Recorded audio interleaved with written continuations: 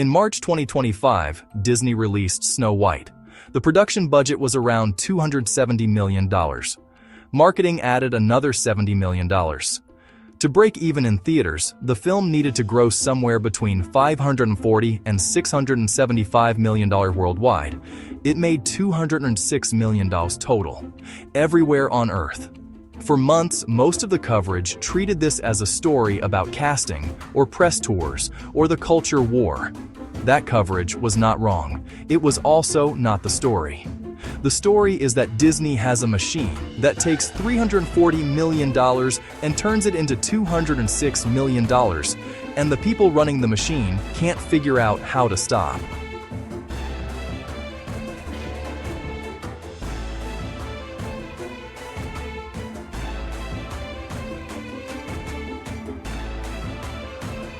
Snow White is not an isolated case. The Marvels in November 2023 opened to $46 million domestically, the lowest opening weekend in the 15-year history of the Marvel Cinematic Universe. The film cost $220 million to produce and roughly $100 million to market. It finished its theatrical run at $206 million worldwide. Same number, different movie, same problem. If you listen to most commentary on these films, you hear one of two stories. The first is that Hollywood has gone too woke. The second is that Hollywood is cynically using diversity to sell reheated IP. Both of those stories assume the strategy is working. One thinks it works for Hollywood, the other thinks it works against Hollywood. Neither is looking at the numbers. The numbers say something duller and more interesting. The strategy is losing money. It has been losing money for years, and the people running it can't stop because the alternative is worse. This is not a video about whether race swapping is good or bad. It's a video about why a company that hasn't had an original live-action hit in a decade keeps telling you the casting is the point. There's a spreadsheet. The spreadsheet used to work. Now it doesn't. And nobody inside the system is incentivized to throw it away. Studio greenlight decisions aren't creative. They're financial. Documented in earnings calls, in Bob Iger's own books, in Lynda Obst's 2013 book, Sleepless in Hollywood. When a studio considers a $200 million film, the questions are, what's the pre-sold awareness? The international pre-sales? The toy licensing commitment? The Disney Plus retention number? The China projection? There is not a room where an executive says, let's make it diverse. There is a room where an executive asks, what's the tracking on new IP versus known IP? And the answer is always the same. The known IP tracks higher, so the known IP gets made. The executives aren't ideologues, they're risk managers. Diversity isn't the decision, it's a marketing input. What demographic skew does this film need to hit the international gross projection? So far, this reads like cynical genius. Studios running the numbers, making the safe bet, collecting the money. Except they're not collecting the money. Look at the recent track record of live-action remakes and race-swapped legacy IP. Snow White, bomb. The Marvels, bomb. Charlie's Angels, 2019, bomb. Mulan, 2020. Underperformed so badly Disney stopped disclosing the numbers. There's one major counterexample, and it matters. Lilo and Stitch in 2025 was a genuine hit. The Little Mermaid in 2023 was profitable, just underwhelming. So the model isn't uniformly broken. It's broken in a specific way. It keeps producing expensive misses that the model itself predicted would be safe bets. In 2023, Disney CEO Bob Iger admitted on the record that the company had made, in his words, too many sequels. He said this while announcing more sequels. He said they'd keep making them anyway because older IP gets more popular over time, not less, which is either a confession or a business plan. The model is failing. Not abstractly, in the specific sense that the numbers it predicts keep not arriving, and the company keeps greenlighting the next one anyway. Here's the piece that makes the whole thing make sense. It is not in any executive's career interest to stop running the broken model. An executive greenlights a legacy IP reboot. It underperforms. What happens to that executive? Nothing. The reboot was a safe bet. Everyone made the same bet. The executive gets a sympathetic paragraph in Variety about challenging market conditions. Now take the same executive. They greenlight an original $150 million film. It underperforms. What happens? They're unemployed by Friday. Lynda Obst called this exact dynamic in 2013. She called it the death of the mid-budget movie.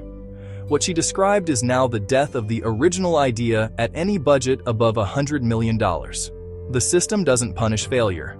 It punishes the kind of failure that can't be blamed on something else.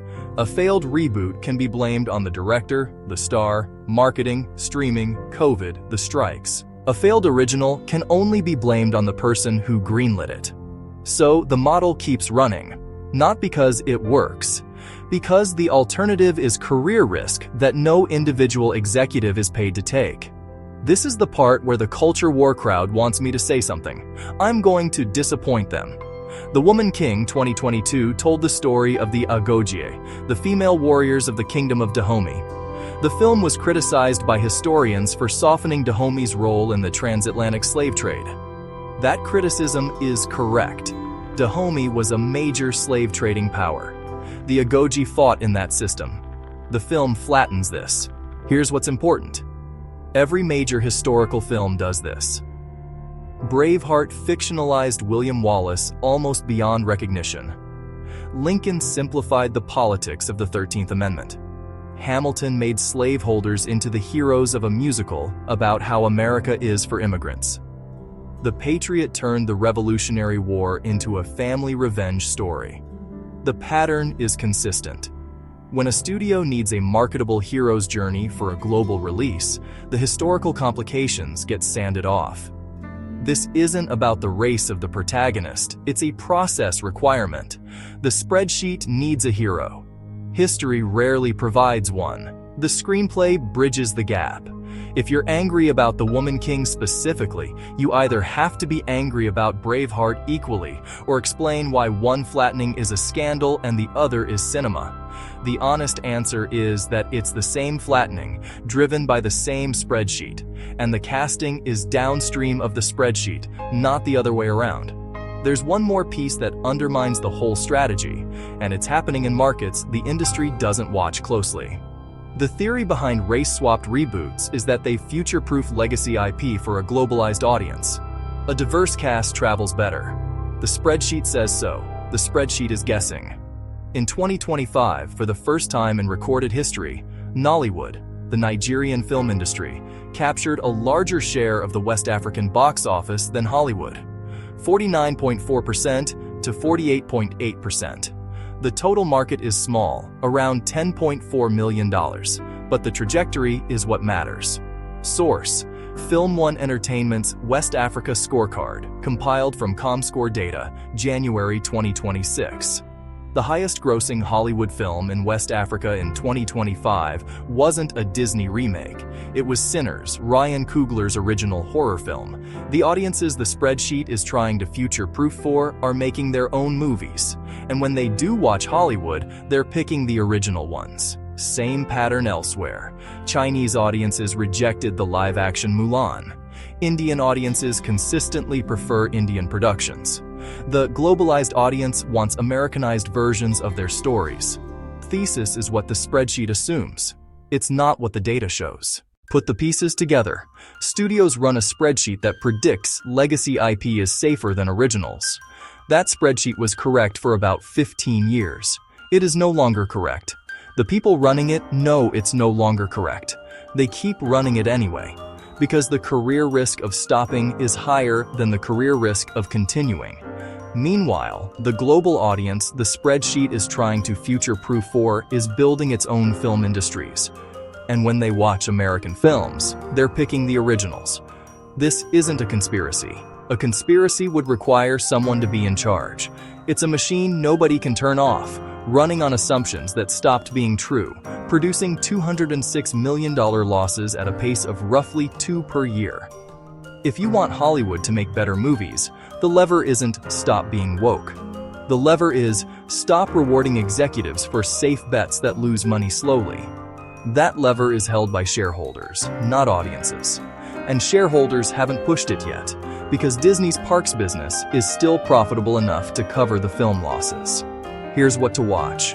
Disney's 2026 slate is heavy on legacy sequels, light on live-action remakes. Moana is the only major reboot. Frozen 3 was pushed to late 2027. If that pattern holds, sequels yes, reboots no, the model is quietly updating.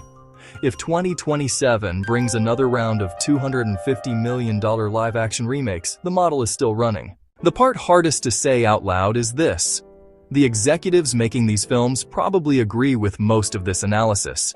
They read the same numbers. They see the same failures. They run a system that punishes them for acting on what the numbers say. The irony is that the most successful Hollywood film in West Africa last year was an original. A horror movie about black musicians in 1930s Mississippi, made by a director with enough prior franchise success to override the spreadsheet. That's what it takes now. An original at $150 million needs a filmmaker with enough prior franchise success to override the spreadsheet, which leaves one question. Not what should Hollywood do? That's obvious and useless. The question is, what would it take for a studio to greenlight an original non-Western myth at $150 million, with a first-time director, no existing IP, and no franchise history behind it? Not the answer you want, the answer the spreadsheet would accept. Until that answer exists, the machine runs, the calendar fills, the screens will not be dark, and Snow White will lose $206 million again next year, under a different title.